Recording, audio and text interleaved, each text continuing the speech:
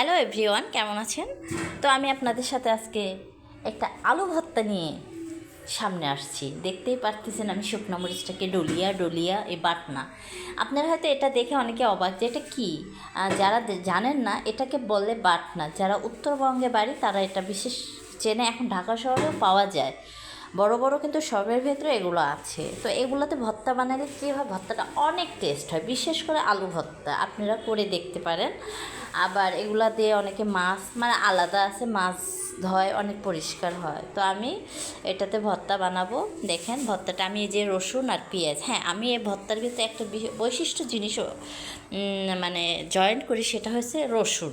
2 কোয়া রসুন দিই। এই রসুনটা দিলে ভর্তাটা অনেক গ্রান হয় আর অনেক টেস্ট হয়। এটা হচ্ছে আমার আম্মু, আমার গর্ভধারিণী মা এই জিনিসটা অ্যাপ্লাই করতো, ঠিক আছে? তো এটা আমি পেঁয়াজটা একটু ভেজে নিই এই কারণে, যাতে আমাদের ভর্তাটা, আমি কাঁচা পেঁয়াজ খেতে পারি না। কাঁচা পেঁয়াজ আমাদের খাওয়া উচিতও না, বিশেষ করে মুসলমান। আমাদের হযরত মুহাম্মদ সাল্লাল্লাহু আলাইহি সাল্লাম যে ভর্তা বা যে মুড়ি মাখা বলেন, যেটাতে ভিতরে কাঁচা পেঁয়াজ ইউজ করা হয়েছে, উনি ওই জিনিসটা খাইতে, কারণ আমাদের হারাম করছে। কারণ এই কাঁচা পেঁয়াজ খেলে আমাদের কাছে ফেরেশতা 40 দিন আমাদের কাছে আসে না, কিন্তু আমরা তারপরেও জেনে শুনে খাই। ওই যে বলে না, যে জিনিস আমরা পছন্দ করবো না ওটাই আমাদের কাছে বেশি ভালো লাগে।